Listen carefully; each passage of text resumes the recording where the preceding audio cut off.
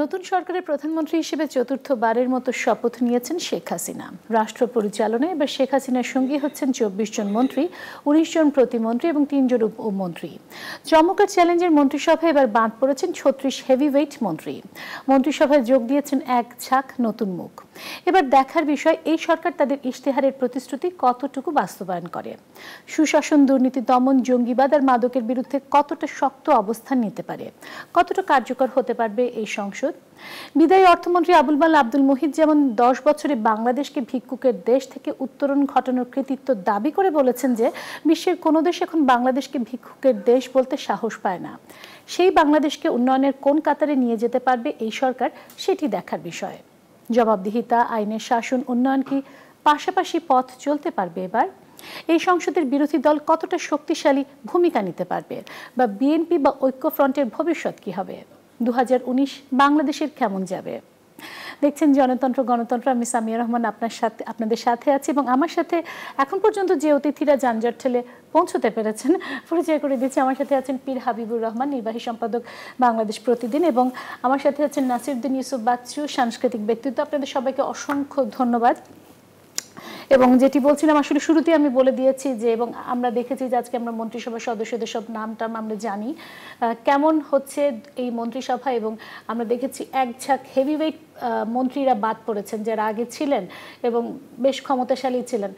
এই যোগ বিয়োগের হিসাব নিকাশ কেমন লাগলো? আমাকে যদি শুরুতে বলতে দেন, প্রথম হলো কি যে বাচ্চু ভাই আছেন আমাদের বড় ভাই, দেশবাসীকে নববর্ষে ইংরেজি নববর্ষের শুভেচ্ছা জানিয়ে বলতে চাই যে শেখ হাসিনা নববর্ষে একটা চমক দিয়েছেন, যে চমক আমাকে মুগ্ধ করেছে। কারণ আমি একজন রাজনীতির পর্যবেক্ষক দীর্ঘদিন থেকে, এবং যাদেরকে মন্ত্রী করা হয়েছে তাদের অনেককেই আমি চিনি মানে রাত দিন উঠা বসার সম্পর্ক নয়, কিন্তু ভালো সম্পর্ক। এখানে আমাদের ছোটো ভাইয়েরা রয়েছে, এখানে আমাদের বন্ধুরা রয়েছে, এখানে আমাদের অগ্রজরা রয়েছেন। মনে করেন মুক্তিযোদ্ধা মন্ত্রী আকম মুজাম্মেল সাহেব, তিনি ইউনিয়ন পরিষদ থেকে কিন্তু পৌরসভার চেয়ারম্যান হয়ে তারপর আজকের এমপি, তারপরে মন্ত্রী হয়েছে। এই দীর্ঘ পথ, লোভ, মোহ কীভাবে সংবরণ করেছেন, এটাতে তিনি অভিজ্ঞ এবং প্রাজ্ঞ, এবং মন্ত্রণালয় চালিয়েছেন তিনি গেল টার্মে সফলভাবে। তিনি দ্বিতীয়বার আবার পেয়েছেন। তারপর মনে করেন ডক্টর আব্দুল মোমেন, তিনি পররাষ্ট্রমন্ত্রী, তিনি স্থায়ী প্রতিনিধি ছিলেন জাতিসংঘের, এবং কূটনীতিতে তিনি তার সাফল্য অর্জন করে এসেছেন। বাংলাদেশের একটা ক্রাইসিস পিরিয়ডে তিনি কাজ করেছেন বাংলাদেশের জন্য, এবং তিনিও একটি নির্লোভ, নিরহংকারী, নির্লোভ একটা সৎ পরিবারের সন্তান। আবুল মাল আব্দুল মুহিত একজন আপাতমস্তক সৎ সৃজনশীল মানুষ, তার ছোট ভাই, তিনিও সততার সঙ্গে দায়িত্ব পালন করবেন সাফল্যের সঙ্গে, আমরা আশাবাদী। অর্থমন্ত্রী, তিনি একজন ব্যবসায়ী এবং তিনি চার্টার্ড অ্যাকাউন্টেন্ট, ব্রিলিয়ান্ট স্টুডেন্ট ছিলেন, এবং তিনি পরিকল্পনা মন্ত্রী হিসেবে তিনি সফলতার সঙ্গে দায়িত্ব পালন করেছেন। এবং সাইফুর রহমান যে জায়গা থেকে চ্যালেঞ্জ উত্তোলন করেছেন, সেই জায়গা থেকে এসে তিনি এই চ্যালেঞ্জ তিনি বলেছেন আমি পারবো, এইটা তিনি অলরেডি বলে ফেলেছেন, এবং আমরা এখন তার এটা দেখার অপেক্ষায়, এবং আশাবাদী আমরা যে তিনিও পারবেন। পরিকল্পনা মন্ত্রী একজন আমলা ছিলেন, এবং তিনি আমাদের সিলেট অঞ্চলের সন্তান, সুনামগঞ্জের সন্তান, এবং তিনি প্রথম সিলেট বিভাগে সাইফুর রহমান সাহেবের সবাই উন্নয়নের প্রশংসা করেন, কিন্তু সিলেট এবং মৌলভীবাজারেই উন্নয়ন হয়েছে। সুনামগঞ্জ অন্ধকারের নিচে ছিল, সেখানে আলোর জগতে নিয়ে এসেছেন এই পরিকল্পনা অর্থ প্রতিমন্ত্রী থাকাকালে আব্দুল মান্নান সাহেব। এবার তিনি পরিকল্পনা মন্ত্রী হিসেবে তিনি উন্নয়নে ভূমিকা রাখতে পারবেন। তিনিও আপাদমস্তক নিরেট, সৎ, ভদ্রলোক এবং স্বজন মানুষ। এবং আপনি দেখেন তরুণদের মধ্যে খালেদ মাহমুদ চৌধুরী, আমাদের এনামুল হক শামীম, সে দীর্ঘদিন ছাত্র রাজনীতি করে, জাকসুর ভিপি ছিল, ছাত্রলীগের সভাপতি ছিল, এবং কর্মী বান্ধব, গণমুখী। খালেদ মাহমুদ আপাদমস্তক এবং ভদ্র, সৎ, তার বাবাও সৎ ছিলেন, এবং একটা সৎ পরিবার থেকে হাতে করে নিয়ে আসা, শেখ হাসিনার স্নেহ সান্নিধ্য পাওয়া, এবং এরা সবাই তাদের মুরব্বী শেখ হাসিনার একটা তত্ত্বাবধানে থেকে তারা জাতির জন্য, দেশের জন্য তারা কাজ করতে পারবেন। আরেকটা বিষয় যে ৩৬ জন হেভিওয়েট অনেকে বাদ পড়েছেন, এটাতে কোনো ব্যতীত হওয়ার কিছু নেই। অনেকের আফসোস লাগতে পারে, যেমন আমার খারাপ লাগতে পারে যে তুফাইল আহমেদ এখানে নেই, কালকে একজন বলছিলেন, আরেকজন লাগতে পারে রাশেদ খান মেনন নেই। এরা তো এক একজন রাজনীতির ইতিহাসের কিংবদন্তি, এই দেশের ছাত্র রাজনীতি থেকে জাতীয় রাজনীতি এরা কিংবদন্তি। এদের হলো গিয়ে যে কাউকে স্পেস দিতে হয় নতুনদেরকে আসার জন্য। পশ্চিমা গণতন্ত্রে আছে যে, বিশেষ করে পার্লামেন্টারি ডেমোক্রেসিতে আপনার একটা কথা আছে যে ব্রিটিশ কলোনিয়ালভুক্ত দেশগুলোতে কিন্তু পার্লামেন্টারি গণতন্ত্র, সংসদীয় গণতন্ত্র শাসন ব্যবস্থা বিদ্যমান। সেখানে আমাদের এটাও ব্রিটিশ কলোনিয়াল ছিল। সেখানে আমাদের গণতন্ত্রের পশ্চিমা দেশে তারা করে কি, অভিজ্ঞদেরকে সংসদীয় স্থায়ী কমিটিতে রাখে এবং সেখান থেকে তারা যে পাঠ দেওয়া, নতুন এমপিরা আসবে, তাদেরকে যে সংসদের আচার আচরণ, কার্যপ্রণালী, বিধি, সংবিধান এবং কিভাবে কথা বলতে হবে, ডিবেট করতে হবে, হ্যাঁ ডিবেট করতে হবে। যেমন আমরা যখন পার্লামেন্ট কভার করতাম আমাদের কার্যপ্রণালী বিধি মুখস্থ হয়ে গেছিল। ডক্টর কামাল হোসেন বলতেন যে সংবিধান আপনারা মাথার নিচে রাখবেন, ব্যারিস্টার আমুল ইসলাম সাহেব মাথার নিচে রেখে ঘুমান। আমরা এগুলো হৃদয় দিয়ে আত্মস্থ করেছি। এই সঞ্জীব সেনগুপ্ত, রাশেদ খান মেনন, অনেকের দরে দরে ঘুরেছি, আমরা শিখেছি। মন্ত্রিসভায় যে প্রধানমন্ত্রী যে মানে যাদেরকে তিনটা বিষয়, একটা হলো গিয়ে যে তিনি তরুণ নির্ভর এবং অভিজ্ঞ নির্ভর একটা মন্ত্রিসভা করেছেন এবং বেশিরভাগ ক্লিন ইমেজ, বলা যায় পুরোটাই শতভাগই ক্লিন ইমেজ, এক দুইটা থাকতে পারে। আমি এখানে একটু দুই হলো গিয়ে যে অনেক গুরুত্বপূর্ণ মন্ত্রণালয় তিনি নতুনকে দিয়েছেন, তার মানে চ্যালেঞ্জ নিতে বলেছেন যে তোমরা চ্যালেঞ্জ নাও এবং এই চ্যালেঞ্জ নেওয়ার স্পৃহা তাদের মধ্যে কাজ করবে। দুই, মহাজোটের কাউকেও রাখেননি এইবার, কিন্তু যেটা প্রধান রাজনৈতিক বিরোধী দল তারা যে ভূমিধস পরাজয়ের শিকার হয়েছে এই নির্বাচনের ফলাফল নিয়ে, মনে করেন যে সবাই জানতো নির্বাচন আগে যে শেখ হাসিনা নেতৃত্বাধীন মহাজোট 2/3 আসন পাবে, কিন্তু বিএনপির অনেক শক্তিশালী প্রার্থীর ভোটের ফলাফল হয়তো চমক সৃষ্টি করেছে, বিস্ময় সৃষ্টি করেছে, কারো কাছে প্রশ্নের জন্ম দিয়েছে। কিন্তু এখন বিরোধী দল হিসাবে এর আগের টার্মে জাতীয় পার্টি ছিল সরকারি এবং বিরোধী দলে, এটা মাখামাখি, এটা পরিচ্ছন্ন জায়গা ছিল না। এবার তারা পরিষ্কার, আমি শেষ করি, পরিষ্কার বিরোধী দলের জায়গা নিচ্ছে।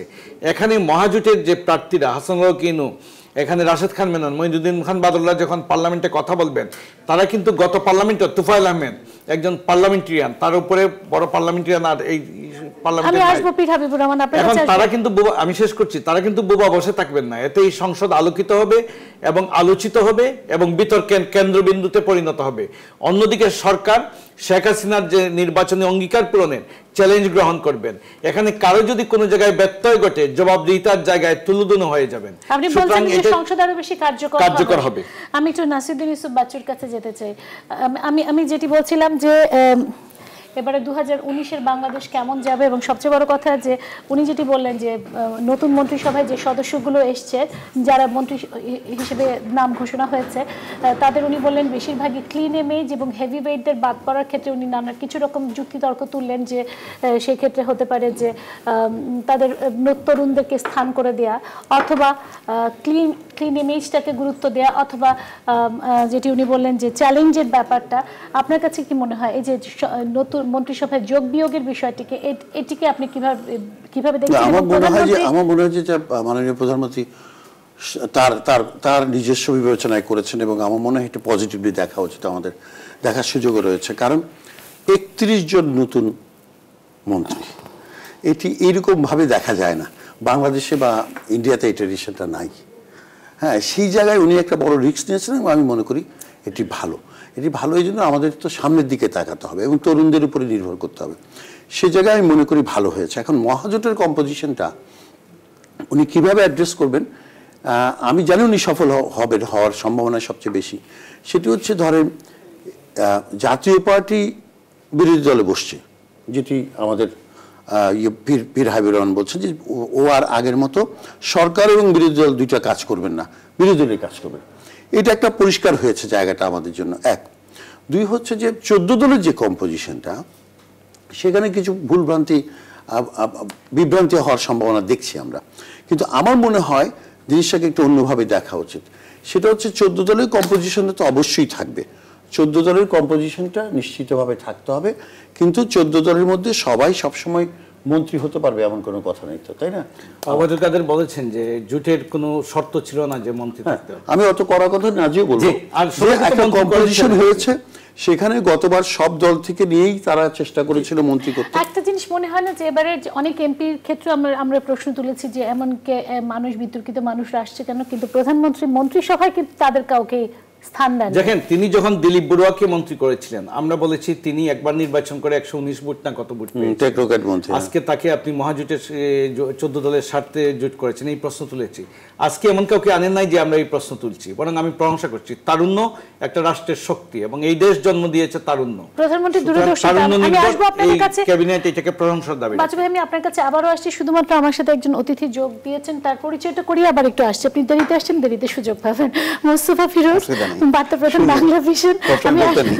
আমি আসবো আপনার কাছে, আমি একটু ওনার কথাটা শেষ করে নেই। জি না, যেটা বলতে সেটা হচ্ছে যে এই 14 দলের কম্পোজিশন, যেটা অরিজিনাল কম্পোজিশন, সেটা নিয়ে কিছু কিছু কথাবার্তা এখন আছে সমাজে, এটা থাকবেই। রাজনৈতিক সমাজের কথা বলছি, তাদের মধ্যে বেশি আছে। কিন্তু যে জিনিসটা 14 দলের অন্যান্য শরিক দলগুলোকেও বুঝতে হবে যে এমন একটা অবস্থায় সরকার গঠন করেছে, সেখানে শেখ হাসিনা সম্পূর্ণভাবে কনসলিডেট করতে চাচ্ছেন। এই জায়গায় উনি পুরোপুরিভাবে কনসলিডেট করে রাষ্ট্রটা পরিচালনা করতে চান, সরকারটা পরিচালনা করতে চান। এটা আমাদেরকে একটু দেখতে হবে। এখনই বলা যাবে না যে উনার মানে রাতারাতি আমরা সবকিছু পাল্টে যাবে সেটা। হ্যাঁ, সেটা 14 দলের 6 মাস 1 বছর না, ধরেন এবার জাসদ থেকে কোনো মন্ত্রী নেই, ওয়ার্কার্স পার্টিতে মন্ত্রী নেই, সব পত্রিকা আজকে এই লেখালেখি চলছে। আমি সেটা নিয়ে বিবিসিতে রাশিদ খান মেননের একটা ইন্টারভিউ বেরিয়েছে, তার প্রতিক্রিয়া দিয়েছে। ইউনিভার্সিটির প্রতিক্রিয়া পাওয়া যায়নি, অন্যদের প্রতিক্রিয়া পাওয়া গেছে। আমার কথা হচ্ছে যে এটা নাও থাকতে পারে, মন্ত্রিত্ব থাকবেই এমন কোনো কথা দিয়ে তো আমাদের ঐক্যটা হয়নি, তাই না? আমাদের ঐক্যটা একটা সুনির্দিষ্ট আদর্শের ভিত্তিতে এটা তৈরি হয়েছিল। সেটাতে স্টিক করছে কিনা সরকার, সেটা আমাদের দেখার দরকার। ওয়াচডগ সেখানে হওয়া দরকার। শুধু আমার মনে হয়েছে এটা ভালো। এখনকার মন্ত্রিসভাকে আমি প্রশংসা করি। আমার হয়তো 2-4 জনের ব্যাপারে আমি একজন খুবই সামান্য একজন কর্মী হিসেবে বলতে পারি যে আমার মনে হয়েছে যে কেন নিল, কিন্তু আমি ওভারঅল খুব একটা প্রশংসা করি এই মন্ত্রিসভা গঠনের। আমি একটু মোস্তফা ফিরোজের কাছে যেতে চাই।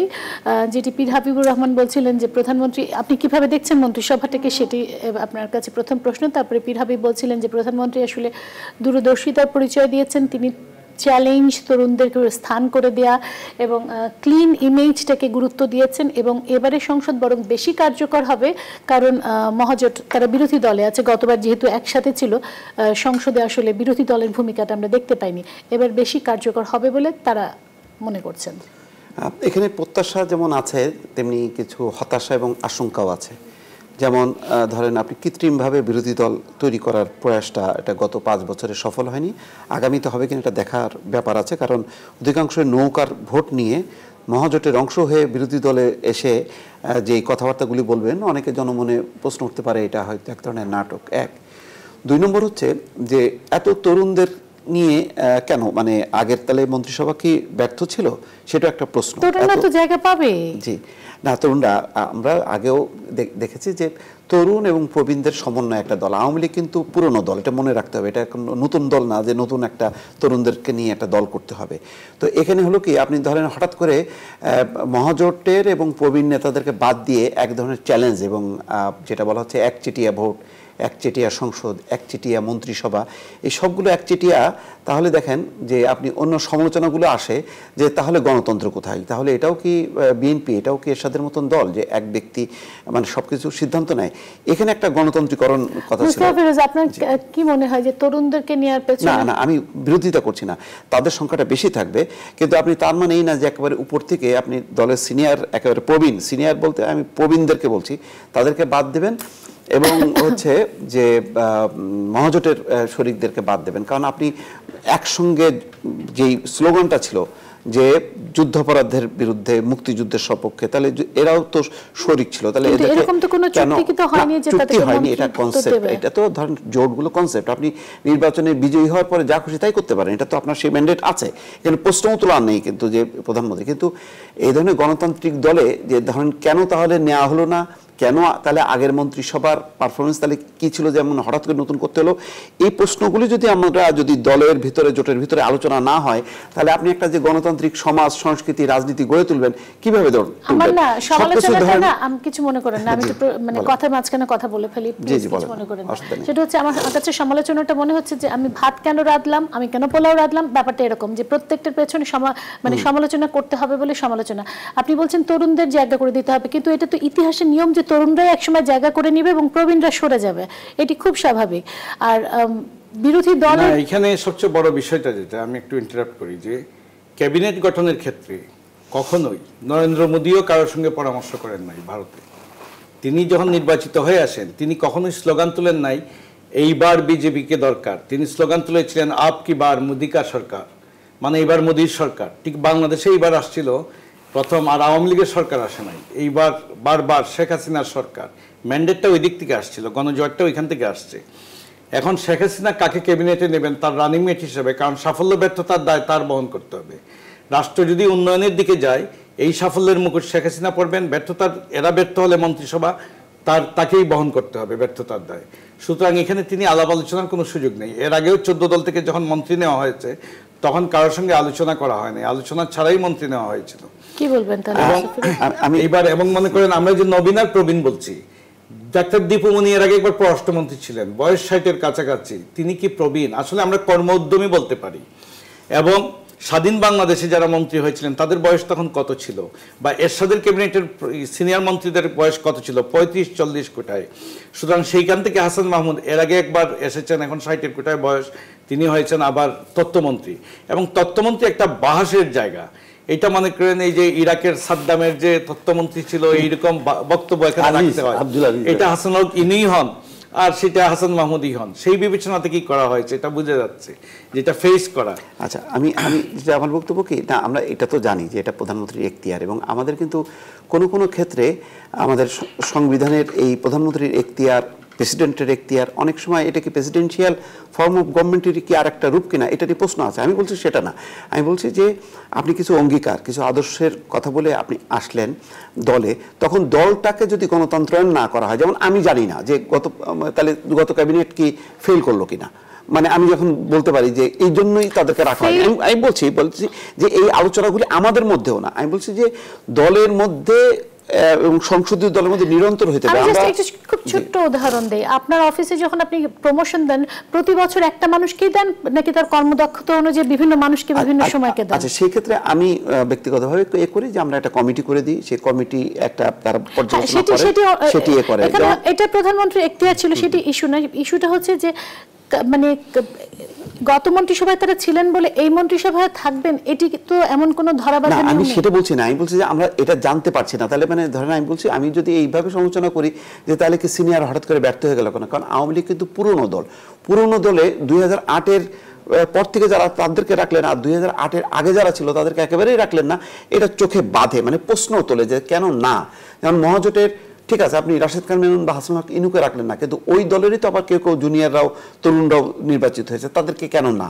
আমি বলছি যে সবাইকে নিয়ে আপনি সবাইকে নিয়ে আন্দোলন করলেন, নির্বাচন করলেন, কিন্তু মন্ত্রিসভাটা করলেন অ্যাবসলিউটলি শুধু নিজের। এটা আমি বলছি যে এটা সমালোচনাটা এটা হওয়া উচিত। আপনি ধরেন এগুলি যদি শুধু আমরা যেটাই হচ্ছে সেটাই যদি আমরা সঠিক বলি, তাহলে আর একটা পৃষ্ঠে কি আছে সেই আলোচনাগুলি হয় না। 1 2 নম্বর আরেকটা দেখেন বিপদ আছে, যে আমাদের এখানে বলা হচ্ছে যে এখন আমলাতন্ত্র চালাচ্ছে, প্রশাসন চালাচ্ছে, এবং প্রশাসন ডমিনেট করে নির্বাচন থেকে শুরু করে তার আগে থেকে। এখন এখানে দেখেন যে প্রায় 27 জন না 28 জন নতুন মন্ত্রী হওয়ার কারণে আমলাতন্ত্র কিন্তু একটা ডমিনেট করার সুযোগ পাবে। যদিও আমি বিশ্বাস করি যে মন্ত্রীরা হয়তো শিখতে 6 মাস 1 বছরের মধ্যে জেনে যাবেন, কিন্তু তার আগ পর্যন্ত আমলাতন্ত্র একটা ডমিনেশন হওয়ার সুযোগ আছে। সেই জায়গাগুলোতে আমি বলছি না যে আমি আর সমালোচনার কারণে এটা একটা মন্ত্রিসভা একটা যাতা হলো কি করলো সেটা না, এই সমালোচনাগুলো থাকবে এবং এই শঙ্কাগুলো থাকবে, এই হতাশাগুলিও থাকবে, এইগুলোকে নিয়ে কিন্তু সামনে চলতে হবে, অর্থাৎ কারেকশনের কোনো জায়গা নেই। নাসিরুদ্দিন ইউসুফ বাচ্চুনি যতটা শঙ্কার কথা বলছেন এবং প্রত্যেকটা ক্ষেত্রে সমালোচনা খুঁজে পাচ্ছেন, আপনি কি আসলে সেইভাবে দেখছেন যে মনে হচ্ছে যে একটা কৃত্রিম বিরোধী দল তৈরি করার চেষ্টা করা হচ্ছে, বা নাটকের মতো উনি যেটা বলছেন সেটা কি মনে হচ্ছে? প্রক্রিয়াটা অবশ্যই আমি মনে করি যে তারা তো নৌকার ভোট নিয়ে আসছে, এই ব্যাপারে কোনো সন্দেহ নেই আমার, কিন্তু তারপরেও তাদের পক্ষে একটা বিরোধিতা করার, বিরোধী জায়গায় বসে সমালোচনা করার যে সাহস এবং অধিকার, সেটা জাতীয় পার্টির থাকা উচিত বলে আমি মনে করি। কারণটা হচ্ছে তাদের এখন হারাবার কিছু নাই, কিন্তু তারা মন্ত্রিসভায় নাই, কোনো জায়গায় নাই, তারা এখন বিরোধী দল। তাহলে আমরা আশা করবো, প্রত্যাশা আমি এরকম করি, আমি পজিটিভলি দেখি যে বিরোধী দল হিসেবে তারা কার্যকর ভূমিকা রাখবে, এটা হচ্ছে আমার চাওয়া 1। আর 2 নম্বর আমি ফিরোজের সাথে একটু যোগ করছি, সেটা হচ্ছে এরকম যে যেমন খালেদ বাবু আমাদের সংস্কৃতি মন্ত্রী হয়েছে, পুরো পরিবারটা সাংঘাতিক রকম ভালো, ময়মনসিংহের কাজী ফ্যামিলি, মোহাম্মদের ছোট ভাই, সাজ্জাদ ভাইয়ের ছোট ভাই, পুরো ফ্যামিলি কালচার ফ্যামিলি, এবং তাকে সংস্কৃতি প্রতিমন্ত্রী করেছে, ভেরি ওনার বয়সে কিন্তু 60-এর উপরে। আমরা কেউ জানি না, আমরা ইয়াং করছি, বাট সবাই কিন্তু 60-50-এর উপরে এখানে। 50-এর আমি খুব খেয়াল করেছি, সবাই 50-এর উপরে। মুক্তিযুদ্ধ যারা নেতৃত্ব দিয়েছে তারা সবাই 50-এর নিচে। বঙ্গবন্ধু তখন মুক্তিযুদ্ধের সময় ছিল 51, if I am not wrong. তাহলে আপনি খেয়াল করুন, তাজউদ্দিন সাহেব ছোট, সৈয়দ নজরুল সাহেব মনে একটু বড় ছিলেন, 51-2 ছিল এরকম। হ্যাঁ, তো আমার কথা হচ্ছে যে এটা সম্ভব। ওই ক্রাইসিস পিরিয়ডে দিয়েছে। এখানে ধরেন নফেল মহিউদ্দিন সাহেবের ছেলে, অসাধারণ স্মার্ট।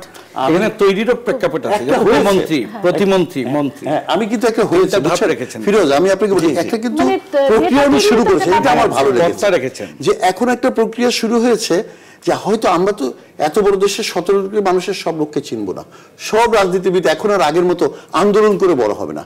এখন রাজনৈতিক আন্দোলনও পড়ে গেছে, এখন সামাজিক আন্দোলনগুলি উঠে আসছে। খেয়াল করেন, যেমন আপনার এই যে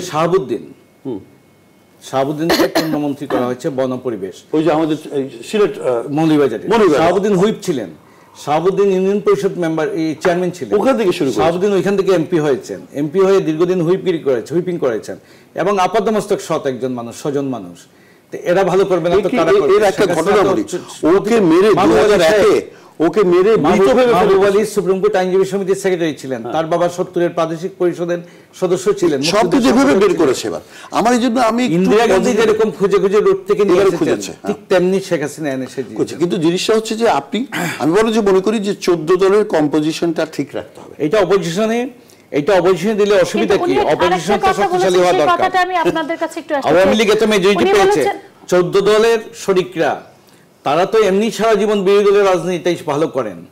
সুতরাং তারা একবার নৌকায় চড়ে সংসদে ক্ষমতায় এসেছেন, একবার করে মন্ত্রিত্ব বুক করেছেন। এখন একটু জাতির হয়ে বিবেকের ভূমিকায়, এখন তো একটু রাজনীতির গুণগত পরিবর্তন। না পুরো না, বাচ্চু ভাই আপনি চাইলে মন্ত্রী 5টা নেন, আমার আপত্তি নাই। কানিনু ভাইও আমার, মেনন ভাইও আমার, আপনিও আমার। আমি একটা কথা জানতে চাই, যেটা মোস্তফা ফিরোজ বললেন যে তরুণ হওয়ায়, যদি উনি 60 বছরকেও তরুণ বলছেন, খুবই ভালো কথা আমাদের জন্য, খুবই ভালো কথা। কিন্তু তরুণ হওয়ায় আমলাতন্ত্র জেকে বসবে, তিনি বলছেন অভিজ্ঞতার অভাবের কারণে আমলাতন্ত্র আরো বেশি চেপে বসবে। এই কথাটাকে আপনারা কি? আমলাতন্ত্র পৃথিবীর সব দেশেই আমলাতন্ত্র রাষ্ট্র পরিচালনা করে, রাজনীতিবিদরা পলিসি নির্ধারণ করে দেন। আমাদের এখানে বরং রাজনীতিবিদরা অনেক বেশি, এমপি মন্ত্রীরা অনেক বেশি খবরদারি করেন, তারা পলিসি নির্ধারণ করে দেবেন, আমরাই এক্সিকিউট করবে। এবং ভারতেও কিন্তু আমলারা রাষ্ট্র চালায়, রাজনীতিবিদরা নীতি নির্ধারণ করে দেন। না, এটা আমরা একটা ছবির কথা, সিরিয়ালের কথা ভুলে গেছি। ব্ল্যাক এন্ড হোয়াইট টেলিভিশন ছিল বিটিভি। অন্যায় হচ্ছে কিনা, মানুষের উপর জুলুম হচ্ছে কিনা, ছবির কথা মনে আছে? প্রশাসন থেকে করা হচ্ছে কিনা, ধারাবাহিকের কথা মনে আছে? Yes minister. জি, হ্যাঁ, অনেক আগে হতো। ব্রিটিশ পার্লামেন্ট ব্রিটিশ গভর্নমেন্টকে নিয়ে মন্ত্রীদের কথা তারা শুনছে কি শুনছে না, মন্ত্রীদের সঙ্গে কি আলোচনা করছে। ব্রিটিশ সোসাইটি তো আছে, সারা পৃথিবীতে এটা আছে। কিন্তু আমার কথা হচ্ছে যে আমি আমাদের তরুণদের উপর আস্থাটা রাখতে চাই। আমরা মনে করি খুবই গুরু দায়িত্ব দিয়েছে সরকার তাদের উপরে, প্রধানমন্ত্রী শেখ হাসিনা। তাদেরকে এখন পারফর্ম করতে হবে, তাদেরকে ডেলিভার করতে হবে। 35 বছর প্রাইম মিনিস্টার, আমাদের কানাডার যেটা হলেন প্রাইম মিনিস্টার টুডু তো এইরকমই 40-এর নিচে। আমাদের বঙ্গবন্ধুর জাতির জনক হলেন 50-এ। তো আমরা এখানে 60 বছর এদেরকে যদি বলি আমরা হয়তো মননে তরুণ আমরা দেখে, তাই তারপর এই জন্য বলছি না। ব্যারিস্টার নফেলরা তরুণ ছেলেই আসলে, সেই হিসেবে বলছে।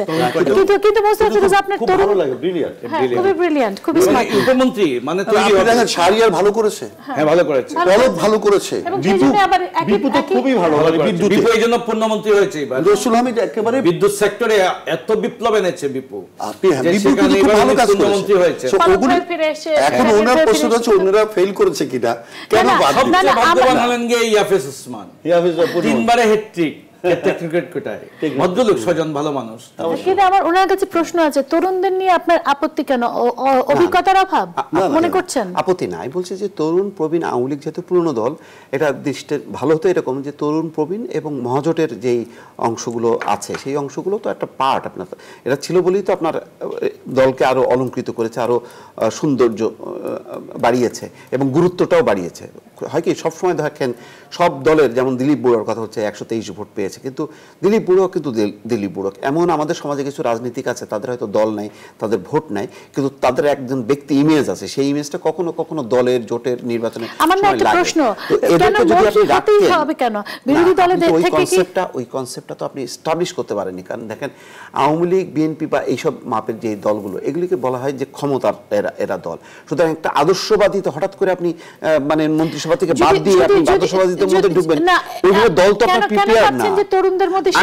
আমি আপনাকে একটা কথা বলি যে যারা যারা বাদ পড়েছে, আপনি যদি তাদের অন্তরের ভিতরে যদি আপনি জান যে তারা খুব হ্যাপি, মানে তারা সত্যি হয়তো ক্যামেরার সামনে বলবে কিন্তু কষ্ট পেয়েছে, সেই কষ্টটা পাওয়া উচিত না, আপনার কথা আমি একমত। কিন্তু সেইটা দলটাকে ওইভাবে যদি আপনি প্রিপেয়ার করেন যে না এরকমই ফরম্যাট হবে, যে সবাই একাধারে থাকবে না, পরিবর্তন হবে, সবাইকেই ক্ষমতা এবং অভিজ্ঞতা আনতে হবে, ওইভাবে দলকে তো আপনি গড়ে তোলেন নি। ডক্টর রাজ্জাক কৃত্রিমভাবে যদি আপনি ইম্পোজ করেন তাহলে এটা দলের অসন্তোষ বাড়ে, ক্ষোভ বাড়ে এবং হতাশা বাড়ে। একটা কথা বলি রাজ্জাক আপাতমস্তকে একজন সৎ, খুবই ভালো একটা মানুষ, উনি ড্রপ হয়েছিল, অনেক পণ্ডিত মানুষ। উনি গতবার ড্রপ হয়েছিলেন, এবার উনি কৃষিমন্ত্রী হয়েছেন। মতিয়া চৌধুরী 3 বার কৃষিমন্ত্রী, আর কত বয়স তো। আমি একটা কথা বলি, জানতে এসে যায় 2.5 কোটি তরুণ ভোটার, তোফায়েল আহমেদ বাণিজ্য মন্ত্রী, যদি না 96 বাণিজ্য মন্ত্রী, শিল্পমন্ত্রী, তরুণদের সফল মন্ত্রী, তরুণরাই করবে। এখন টিপু মুন্সির জন্য চ্যালেঞ্জ হতে পারে যে এইখানে তোফায়েল আহমেদ যে ইমেজ দাঁড় করিয়ে দিয়ে গেছে। আচ্ছা আমি একটা কথা বলি, সেটা মানে তরুণদের মধ্যে না, আমরা এই যে তরুণদের কথা বলছি হয়তো দলীয় পর্যায়ে তারা পরিচিত, কিন্তু এখনো কিন্তু পরিচিত হবে।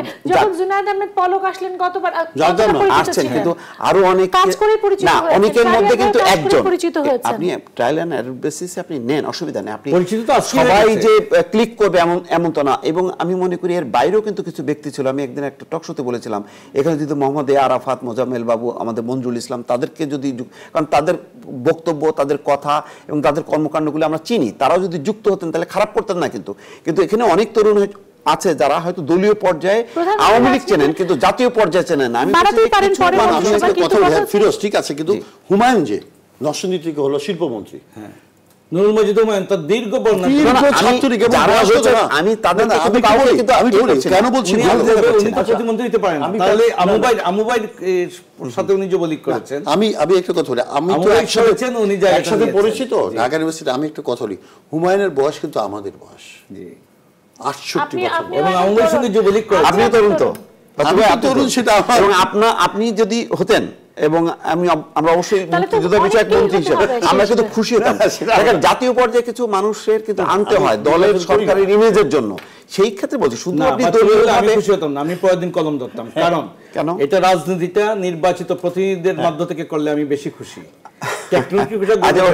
এটা আরেকটা মানে বিতর্ক ভালো বলেছেন, যেমন আবুল মাল আমরা কি ধরনের নির্বাচন করছি, কি ধরনের যেটিএ বিদায় আগে হিউমার সেন্স ভালো দেন তো মুহিত সাহেব বলছেন যেটিএ বিদায় করার আগে অপশন নেওয়াই ভালো। অপশন নিয়েছেন, উনি এটা বলেছেন। কিন্তু তোফায়েল আহমেদ ভালো বলেছেন যে এটা নতুনদের আশা, তারা ভালো করবে। নাহিদ সাহেবও বলেছেন, নাহিদ সাহেব 10 বছর মন্ত্রী, সেখানে একজন শিক্ষামন্ত্রী দীপুমণি রিপ্লেস খুব চমৎকার হয়েছে। দীপুমণি স্মার্ট, উচ্চশিক্ষিত, মেধাবী এবং ব্যক্তিত্ব সম্পন্ন, এবং তিনি রাজনীতিও তার অবস্থান সুসংগত করেছেন। আমি স্বামীর ব্যাপারে আশাবাদী, কারণ স্বামীকে আমি ছোট সেখানে প্রশ্ন ফাঁসের বিতর্কিত হয়ে খালিদ খুব ভালো, ইসলাম নাহিদ সেইখানে ক্লিন ইমেজের দীপুমণিকে আনা হয়েছে। পয়েন্টটাকে ধরে মজুমদারও হয়েছেন, এটাও হয়তো আমরা এই একটাই, আমি এই জন্য বলছি এক দুটো বাদে সবাইকে ইতিবাচকভাবে ধরে আমরা ছিল না, কামাল মজুমদার ছিল না, না আমি কিন্তু আমি কারোরই দোষ, আমি নামটা জাস্ট স্মরণ করে দিলাম। আপনি কামাল মজুমদার ছাড়া আমি সবার ব্যাকগ্রাউন্ড না এই তো আমার প্রতি কিন্তু অন্যায় করা হলো এখন। পজিটিভ অর্থে তার নামটা নিয়ে আসলাম যে তার নামটা আসছে না, কিন্তু সে কিন্তু ঢাকারই এমপি এবং মন্ত্রী। কিন্তু নাসিরউদ্দিন ইউসুফ বাচ্চু উনি যেহেতু বিভিন্ন সময় আপনি ইঙ্গিত করেছেন, আপত্তি আমার আছে, উনি বিভিন্ন সময় আলোচনায় এসেছেন মিডিয়ায়, পজিটিভ না, মানে উনি কিন্তু বলেছেন দু একজনের ব্যাপারে তার কিছু মন্তব্য আছে, কিন্তু ওভারঅল তারা মনে করছেন যে প্রধানমন্ত্রী দূরদর্শীভাবে একটা ভালো, অবশ্যই আমি কিন্তু ভালো বলছি, আমি বলছি এটাকে আরো একটু ভারসাম্য করা যেত কিনা, এই চিন্তাটা আমি করার জন্য বলছি। কিছু চ্যালেঞ্জ বা কিছু হতাশা, এই যে পুরনোদের মধ্যে থেকে আনা, আমু ভাই, তোফাইল ভাই, এদের মধ্যে থেকে আনা, তারপরে র্যাঙ্কে 2008 এর পর থেকে কিছু আনা। না কেন কিভাবে হবে? আপনি আমাকে দেন একটা, আমি একটা অঙ্ক কোশ্চেন দিচ্ছি। শেখ হাসিনা নিজেই এবার চতুর্থবারের মতো প্রধানমন্ত্রী, তিনি আর কবে তৈরি করবেন যদি আমু ভাই, তোফাইল ভাইদেরকে এখনো রাখেন, কেন রাখেন, মেনন ভাইদেরকে এখনো রাখেন? তারা তো তৈরি করবেন কখন? আপনি দেখেন তারা কিন্তু নির্মাণকে কি 2000 দেওয়া যায়? আমি একটা যুক্তি বলি, 2008-এ কিন্তু ওনাদের উপরে রাগ করেই সম্ভবত উনি আনেননি, কিন্তু পরে কিন্তু রাজনৈতিক বাস্তবতায় কিন্তু তাদেরকে আনতে হয়েছে। এবং রাজনৈতিক বাস্তবতায় তিনি 2014-এর 5ই জানুয়ারি নির্বাচন করেন, তারা মোকাবেলা করেছেন। মানে তিনি ভুল করেননি। যখন প্রয়োজন হচ্ছে না তখন আস্তে করে আপনি দেখবেন এই পার্লামেন্টে তুফাইল আহমেদের কথা শোনার জন্য মানুষ মুগ্ধ হয়ে থাকিয়ে থাকে এখনো। এখন তিনি মন্ত্রী না হওয়ার কারণে তিনি কথা বলবেন বেশি, কারণ পার্লামেন্টারি তো 2-3 জন ছিল, এর মধ্যে একজন তুফাইল আহমেদ। মহামান্য রাষ্ট্রপতিকে কারো ফাঁসি হয়ে গেছে, কেউ মারা গেছেন, আর কেউ হয়তো ভোটে আসতে পারেন নাই। এই তো 4-5 জন পার্লামেন্টারিয়ান। গুরুত্বপূর্ণ কথা বলি, সেটা হচ্ছে আসলে এই সরকারের সামনে এই তরুণ এবং এখন উনি হতাশার কারণে যদি আবার কথা বলা বন্ধ করে দেন, আচ্ছা কখনো এটা তুফাইল আহমেদ দ্বারা হবে না। এই সরকারের সামনে যে চ্যালেঞ্জটা আছে, দুর্নীতি 1 নম্বর, হ্যাঁ দুর্নীতি 1 নম্বর, 2 নম্বরে জঙ্গি, হ্যাঁ ওইটা তো চলমান, হ্যাঁ চলমান না, জঙ্গি সন্ত্রাস মাদক, এটা চলমান, জঙ্গি সন্ত্রাস মাদক, আর দুর্নীতি হচ্ছে অঙ্গীকার। এটা কি করে তারা এক্সিকিউট করবে এটাকে, সেটা নিয়ে আমরা বরঞ্চ তাদের উপর একটা আমাদের 6 মাস বা 1 বছর আসলে একটু অপেক্ষা করা দরকার। নতুন সরকারকে সময় দেওয়া প্রয়োজন। আমরা আসলে যা আলোচনা করছি এগুলো হলো পারসেপশন, এবং এগুলো হলো কিছু মানে চ্যালেঞ্জ, কিছু ইন্ডিকেশন, সেগুলো নিয়ে মানে আমার যে হতাশা বা আমার যে শঙ্কা সেটাই যে প্রতিষ্ঠিত হয়েছে তাকে তো না, কিন্তু এগুলি মাথার মধ্যে থাকবে, আলোচনার মধ্যে থাকবে, আলোচনার মধ্যে থাকবে। আপনার সমালোচনা না হলে তো আপনার টকশোটাই জমবে না, কিন্তু মানে সেটাও বলো যে আমি এই উপাদানটা যুক্ত করছি। ধন্যবাদ। কিন্তু আমি একটা বিরতি নিয়ে আসি, বিরতির পর আমি একটু আসলে কথা বলতে চাই যে আপনারা শক্তিশালী বিরোধী দলের কথা বলছিলেন, এখন মহাজোট নিয়ে আমি আশাবাদী সেটা অন্য ব্যাপার, কিন্তু শক্তিশালী একটা গুণগত পরিবর্তনের দ্বারা মাঠের বিরোধী দল হিসেবে বিএনপি বা ঐক্য ফ্রন্ট হিসেবে তারা কোথায় যাবে, তারা কোথায় যাবে, কি করবে, সেটা তারা মাঠেও কাজ করবে। নালিশ বা নির্বাচনী ট্রাইব্যুনালে মামলা আসলে তাদের ব্রেকে যাওয়ার আগে একটু বুঝেই বলছি, আমি বুঝে বলছি, নির্বাচনী ট্রাইব্যুনালে মানে মামলা তাদের আসলে কতটা শক্তিশালী অবস্থানে নেবে সেটা জানার জন্য একটা বিরতি নিচ্ছি, বিরতি নিয়ে আমি আবারও ফিরছি।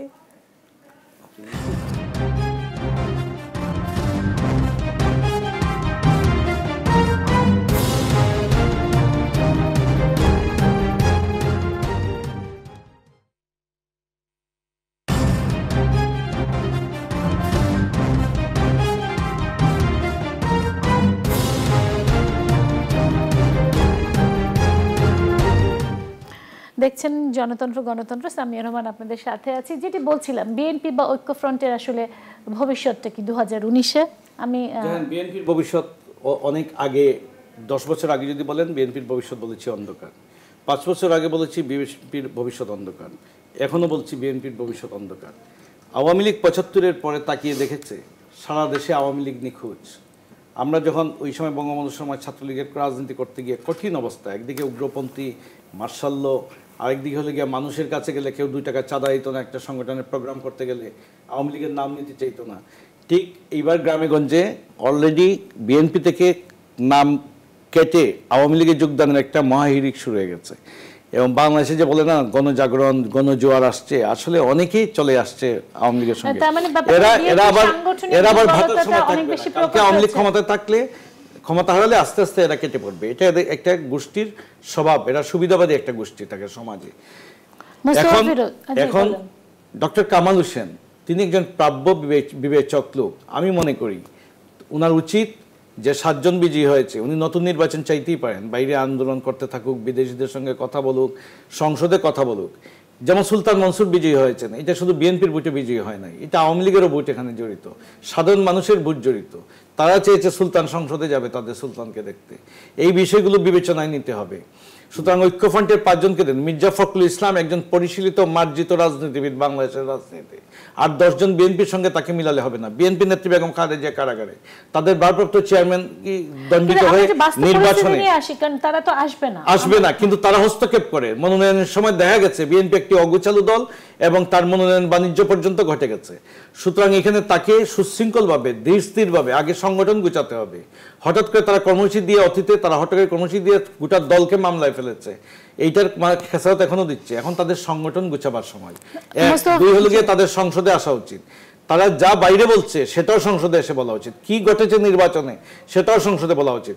সংসদ এবার কেন্দ্রবিন্দু হবে। রাজনীতি একটা গুণগত পরিবর্তন মানুষ মেনে নিয়েছে। যেমন আমি আপনাকে বলি, মুহিত সাহেব বলতেন রাবিশ খবিশ, এগুলো মানুষ মেনে নিয়েছে। ঠিক তেমনি বাংলাদেশের রাজনীতিতে যা ঘটেছে, এই যে সংসদ, এই যে ক্ষমতা, এই যে আজকে মন্ত্রিসভার শপথ, মানুষ আনন্দ চিত্তে এগুলো মেনে নিয়েছে, মানুষ মেনে নিচ্ছে। মুস্তাফা ফিরোজ, মানুষ সবকিছু মেনে নিয়েছে এবং বিএনপি আসলে অন্ধকারের মধ্যেই আছে, জিটিপির হাবিব বলছে। না, আমি কাউন্টার করব না, তার দৃষ্টিভঙ্গি থেকে বলেছে। তবে আমি একটু অন্যভাবে দেখতে চাই যে দেখেন, আমাদের কিন্তু খুব নিকট অতীত ইতিহাসও আছে যে যখন জেনারেল এরশাদ ক্ষমতায় ৯ বছর কিন্তু আওয়ামী লীগ বিএনপির মতন দুটি বড় গণসংগঠন কিন্তু একেবারে ক্ষমতার বাইরে ছিল। এবং ৮৬ সালের নির্বাচনেও কিন্তু আওয়ামী লীগ অল্প কয়টা সিট পেয়েছিল। তার মানেটা কি এই যে ওই সময় ৮৬ সালের সময় মানে জাতীয় পার্টি খুব পপুলার ছিল, আওয়ামী লীগ মানে তার গণভিত্তি ছিল না, তা তো না। এখন ব্যাপারটা হচ্ছে যে আপনি দেশের সংবিধান অনুযায়ী এক গণতান্ত্রিক অধিকার কতটুকু দিচ্ছেন, নির্বাচনের অধিকার কতটুকু দিচ্ছেন, মানুষ কতখানি স্বাধীন মুক্তভাবে ভোট দিতে পারছে, সাংগঠনিক শক্তি নিয়ে তৃণমূলের মানুষের কাছে পৌঁছতে পারছে, সেটা অন্য ব্যাপার। একটা দলের তার কি মানে সাংগঠনিক শক্তি ভালো না মন্দ সেটা অন্য ব্যাপার। সংবিধান অনুযায়ী আন্দোলন করে কিন্তু ক্ষমতায় আসতে পেরেছে। আমি সংবিধান অনুযায়ী যদি আমি একাও হই, আমাকে নির্বাচন করতে দিতে হবে, আমাকে সবার সমাবেশ, সকল গণতান্ত্রিক অধিকার। আপনি আমাকে কোনো কিছু যদি বন্ধ করে দিয়ে যদি বলেন যে না উনি মোস্তফা ফিরোজ ব্যর্থ, এটা হবে দুর্ভাগ্য। সেরকম তো মানে আওয়ামী লীগের সময় আমি একটু শেষ করি, আমি ক্ষমতায় ছিল না। আরেকটু শেষ করি যে সুতরাং আপনি এখন ওই এরশাদের আমল আমি বলছি না, এখন যে কোনো আমলেই আপনি প্রতিপক্ষের সঙ্গে কি ধরনের গণতান্ত্রিক আচরণ করছেন, কি ধরনের সাংবিধানিক আচরণ করছেন, সেইগুলোর উপর নির্ভর করবে। এখন জনগণের মধ্যে প্রতিপক্ষের সাথে আমি কি ধরনের আচরণ করছি তার উপরে প্রতিপক্ষের শক্তি নির্ভর করবে। শক্তি না, এখানে শক্তি দেখানোর বিষয় না। গণতান্ত্রিক সাংবিধানিক রাজনীতিতে আপনি শক্তি দেখাবেন কেন? এখানে শক্তি দেখানোর যদি কেউ গণ আন্দোলন করে, আমি মনে করি এই গণ আন্দোলনটাও কিন্তু সংবিধানের সাথে মানে কি বলে সাংঘর্ষিক। কারণ আন্দোলন করবেন কেন? 5 বছর পর পর সংবিধান অনুযায়ী নির্বাচন হবে, সংবিধান অনুযায়ী নির্বাচনের সময় যে যে পরিবেশ দরকার সবগুলো আপনি সংবিধান অনুযায়ী দেবেন, এখানে কারোর দয়ার ব্যাপার না। কারণ 5 বছর পর জনগণের ম্যান্ডেট নিতে হবে। বিএনপি আসলে কোন অবস্থানে আছে? যে অবস্থানে আছে আমি মনে করি না যে অবস্থার খুব একটা পরিবর্তন হয়েছে। একটা দেখেন, ক্ষমতায় যখন বাইরে থাকে সেই দল নিয়ে অনেক সমালোচনা করা যায়। আজকে যদি কোনো কারণে আওয়ামী লীগ ক্ষমতার বাইরে থাকে, তখন আপনি 201টা সমালোচনা করতে পারবেন এই কারণে আওয়ামী লীগ ব্যর্থ হয়েছে। তো সুতরাং বিরোধী সমালোচনা করেছে কিন্তু হচ্ছে, কিন্তু দেখেন একটা ক্ষমতার বাইরে থাকলে যত আলোচনা করা সম্ভব, একটা ক্ষমতাসীন দলকে নিয়ে কিন্তু অত বিচার বিশ্লেষণ করা কখনো কখনো কঠিন না। এখানে আমি ডিফার করি। আওয়ামী লীগ বিরোধী দলের রাজনীতিতে যতটা সাফল্যের, পাকিস্তান আমল থেকে সাফল্যের যে উৎকর্ষতা দেখিয়েছে, এটা বাংলাদেশে আর কোনো দল দেখায়নি। বিএনপির তো প্রশ্নই আসে না।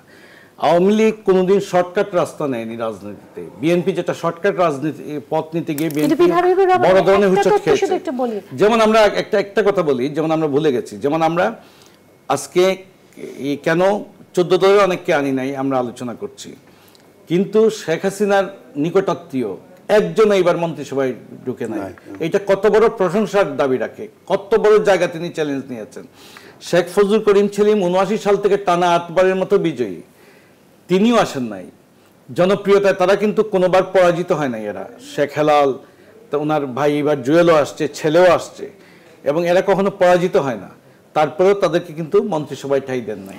1, 2 আমি যেটা শেষ করছি, 75-এর পর আওয়ামী লীগ কি নির্যাতন করছে বিএনপির পর, তার মানে কি আমি নির্যাতন চাচ্ছি? নির্যাতন চাচ্ছি না। আমরা বরাবর প্রতিবাদ করে আসছি যে নির্যাতন, দমন পীড়ন কোনোদিন কল্যাণ, মঙ্গল বয়ে আনে না, এবং গণতন্ত্রের সঙ্গে এটা সাংঘর্ষিক, সংবিধান বিরোধী। কিন্তু আওয়ামী লীগের উপর জিয়াউর রহমান, অনেকে বলে যে তিনি বহুদলীয় গণতন্ত্রের প্রবক্তা, জিয়াউর রহমান ডিসিপ্লিন নিয়ে এসেছিলেন, জিয়াউর রহমান উৎপাদনের রাজনীতির স্লোগান তুলেছিলেন, কিন্তু এই দেশের রাজনীতিতে স্বাধীন বাংলাদেশে সবচেয়ে নিষ্ঠুর স্বৈরশাসক ছিলেন জিয়াউর রহমান, যিনি যেদিন আওয়ামী লীগের কাউন্সিলে 81 রিজেন্ট কাউন্সিলে তিনি ভাঙ্গন চেয়েছিলেন দলের, তার ইনভেস্ট ছিল, তার সংস্থা সেদিন কাজ করছিল, সেদিন তার সামরিক সচিব জেনারেল সাদেক আহমেদ চৌধুরী তিনি সারা রাত বঙ্গভবনে ছিলেন, প্রত্যাশা করেছিলেন আওয়ামী লীগের ভাঙন, নেতৃত্বের কোন্দলে দলটি যখন ভাঙনের মুখে, তখন শেখ হাসিনাকে যখন ভোরবেলা ঐক্যের প্রতীক হিসেবে দলের সভানেত্রী নির্বাচিত করা হয় এবং জেনারেল সাদেক যখন তাকে সেই সংবাদটি দেন, তখন ভোরবেলা তিনি সুবেহ সাদেকের সময় বলছেন যে দেশটা ইন্ডিয়া হয়ে গেল বলে তিনি আক্ষেপ নিয়ে বেরিয়ে গেলেন, দলটি ভাঙে নাই বলে। শেখ হাসিনাকে তিনি তার পিতার রক্তাক্ত বাড়িতে প্রবেশ করতে দেন নাই, বাইরে দোয়া মাহফিল করাতে হয়েছিল। এর চাইতে নিষ্ঠুর নির্দয়তা আর কি দেখাতে পারেন? বিরোধী দলের প্রতি 21-এর গ্রেনেড হামলার চাইতে আর বড় নির্মমতা কি হতে পারে? সুতরাং আমরা তার বলছি না যে এটার বিকল্প এটা হোক, আমরা বলছি যে আওয়ামী লীগ 21 বছর তার ধৈর্য নিয়ে, অসীম ধৈর্য নিয়ে 79 সালে নির্বাচনে অপ্রস্তুতভাবে আওয়ামী লীগের নৌকা কেড়ে নিয়ে মিজান চৌধুরীকে দেয়া হচ্ছিল, আওয়ামী লীগ নির্বাচন বর্জন করছিল, তাদের মার্কাটা হাইজ্যাক হয়ে যাচ্ছে দেখে তারা নির্বাচনে তড়িঘড়ি করে তারা নির্বাচনে অংশগ্রহণ করেছিল। আওয়ামী লীগের নেতাদের ঘরে খাবার ছিল না, সেখানে নির্বাচন করেছিল, 39টি আসন ধরিয়ে দেওয়া হয়েছিল। আমি একটু আপনার কাছে একটা প্রশ্ন করতে চাই, যেটি রাজনীতিতে বলছি যে বিএনপিকে এখন ধৈর্য ধরে, আমরা চাই বিএনপি একটা শক্তিশালী বিরোধী দল হয়ে থাকুক।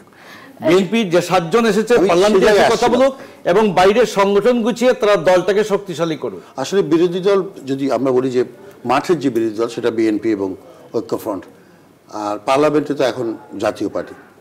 তো আমার কথা হচ্ছে যে একটি রাজনীতি লাগবে, তো আওয়ামী লীগ একটা রাজনীতি থ্রো করেছে, এটা খুব ইম্পর্টেন্ট। আমি যেটা বলছি এই কারণে যে 70-এর যে রাজনৈতিক দর্শন 60-এর দশকের বঙ্গবন্ধুর মুখ থেকে এসছে এবং তারপর যে ধর্মনিরপেক্ষতা, গণতন্ত্র, মানুষের সমাজ। আমি একটা তথ্য একটু আপনাদেরকে দিতে চাই, সেটি হচ্ছে যে যদি আমরা 1984 সালে ইন্ডিয়ার কথা চিন্তা করি, বিজেপি তখন 2টো সিট পেয়েছিল, এমন কোনো মানে কথা নেই। এবং আমাদের রাজনৈতিক দলগুলোর আসলে এই হিসাবটাই খেয়াল রাখতে হবে যে সেই বিজেপি এখন পুরো ভারতে আসলে শাসন করছে। বিজেপির রাজনীতিতে ডিফারেন্ট। বিজেপি প্রথমবার যখন 2 থেকে 200-তে চলে আসে, তখন তারা ধর্মের স্লোগান দিয়ে, এটা সবচেয়ে মর্মান্তিক, সেটা ডিফারেন্ট হোক, কিন্তু ক্ষমতা পাল্টাতেই পারে, পাশা পাল্টাতেই পারে। আমি সেই জায়গায় যাচ্ছিলাম, মানুষকে কাছে কিভাবে আসলে টিকে থাকা যায়। আমি কিন্তু অন্য কথাটা একটু যেটা বলছি যে বিরোধী রাজনীতি থাকতে হবে। তো আওয়ামী লীগ তো একটা নির্দিষ্ট রাজনীতি জনগণকে, বাংলাদেশকে বলেছে। আমি একটু দর্শককে একটু জানাতে চাই, আমাদের সাথে অবশেষে যুক্ত হলেন মোস্তফা সরওয়ার ফারুকী, চলচ্চিত্র নির্মাতা। আপনি শেষ পর্যন্ত আসলেন, একটু ওনাকে ফ্লোরটা দিয়ে দিই, কারণ আমাদের অনুষ্ঠান শেষের পথে চলে যাচ্ছে। আমরা কথা বলছিলাম নতুন সরকার নিয়ে, আমরা কথা বলছিলাম 2019-এর বাংলাদেশ নিয়ে, কি বলবেন?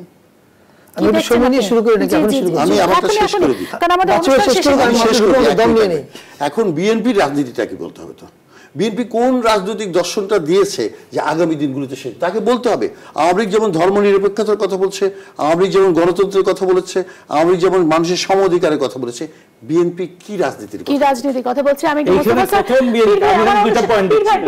বিএনপিকে প্রথম যুদ্ধাপরাধীর দল ছাড়তে হবে। আমি একটু মোস্তফা সরওয়ার ফারুকীর কাছে যেতে চাই। মোস্তফা সরওয়ার ফারুকী, আমার অনুষ্ঠান কিন্তু এখন শেষ হয়ে যাবে, আমি আপনাকে ফ্লোরটা দিতে চাইছি, প্লিজ। আমার আসলে মাথা ঠিকমতো কাজ করছে না। আমি একটা 2019-এর দুর্ঘটনা, আপনি সুস্থ থাকুন, 2019-এ আপনার ভালো যাক, কিন্তু আপনি অনেক দেরিতে এসেছেন, সেই জন্য আমরা যাচ্ছি 2019-এ বাংলাদেশ আসলে কেমন যাবে, নতুন সরকার গঠন হলো, বিএনপি কোন অবস্থানে আছে, এই প্রসঙ্গগুলো আপনি যদি বলেন। 2019-এ আমার অবস্থা হচ্ছে অনেকটা পড়া শেষ করার আগে স্যার প্রশ্নপত্র ধরা হয়েছে। এনিওয়ে, আমি তো আসলে বিএনপি সম্পর্কে 2019-এর বাংলাদেশ, আমি আমার সিম্পল সাধারণ মানুষ হিসেবে আমি আমার কথাটা বলতে পারি, সেটা হচ্ছে যে আমি চাই, এটা আমি সবসময় বলে এসেছি, আমি চাই এমন একটা বাংলাদেশ যে বাংলাদেশে সকল প্রকার বিরুদ্ধ মত প্রকাশ করা যাবে স্বাধীনভাবে, কোনো রকম চাপ মুক্ত অবস্থায়। কারণ আপনি যদি বিরুদ্ধ মত প্রকাশের স্বাভাবিক রাস্তা না রাখেন, তাহলে সমাজটা একটা বিস্ফোরণমুখ সমাজ হয়ে ওঠে, এটা কোনো সুস্থ সমাজ থাকে না। This is all I can say. 2019-এ বাংলাদেশে কেমন যাবে, এত সংক্ষেপে, মানে বাংলাদেশের কেমন যাবে? আমি তো ভবিষ্যৎ পারসেপশন থাকতে পারে না, আমার চাহিদা বলতে পারি। আমি যেটা বলছি আমার চাহিদা, আমি ভবিষ্যৎ করতে পারি না। 13 দফা ছিল যেন, এটা কি 13 দফা? এটা হচ্ছে আমার ব্যক্তিগত ইশতেহার। 13 দফার মধ্যে একটা হচ্ছে যে বিরুদ্ধ মতকে প্রকাশ করতে দিতে হবে, এবং দ্বিতীয়টা হচ্ছে যে বিরুদ্ধ মত মাত্রই যে আমার শত্রু তা না। ধরেন বাচ্চু ভাই আওয়ামী লীগকে ভোট দিয়ে কিন্তু আওয়ামী লীগের 13টা সমালোচনা করতে পারে, পীর ভাই বিএনপিকে ভোট দিয়ে বিএনপির 14টা সমালোচনা করতে পারে। আওয়ামী লীগ, বিএনপি বা প্রধান যে দুটো রাজনৈতিক দল, আমাদের এই অভ্যাসটা তৈরি হতে হবে যে আমার সমালোচনা মাত্রই বাচ্চু ভাই যদি আওয়ামী লীগের সমালোচনা করে বাচ্চু ভাই আওয়ামী লীগের শত্রু হয়ে যাবে, বা পীর ভাই বিএনপির সমালোচনা করলে পীর ভাই বিএনপির শত্রু হয়ে যাবে। এই সংস্কৃতিটা আমাদের বন্ধ করতে হবে। এবং এবারের আমরা দেখছি মন্ত্রিসভায় অনেক নতুন নতুন তরুণরা এসছে, সেটাকে কিভাবে দেখছেন? আচ্ছা, আমার জন্য এটা খুব কমপ্লিকেটেড টু কমেন্ট। আমি অবশ্যই প্রথমত আমি মনে করি যে কোনো জায়গাতে আমি নতুন ব্লাড দেখলে আনন্দিত হই। এই এখনকার মন্ত্রিসভা যেটা হয়েছে, যদি আগেরটার সঙ্গে তুলনা করি, দেয়ার আর সাম গুড রিডেন্সেস। কিছু কিছু মানুষকে মন্ত্রিসভায় ঠাঁই দেওয়া হয়নি যেটা মানুষজন পছন্দ করেছে, যারা অনেক বেশি ব্যাগেজ হয়ে গিয়েছিল। আবার কিছু কিছু সত্যিকার অর্থে গুরুত্বপূর্ণ মানুষকে জায়গা দেওয়া হয়নি।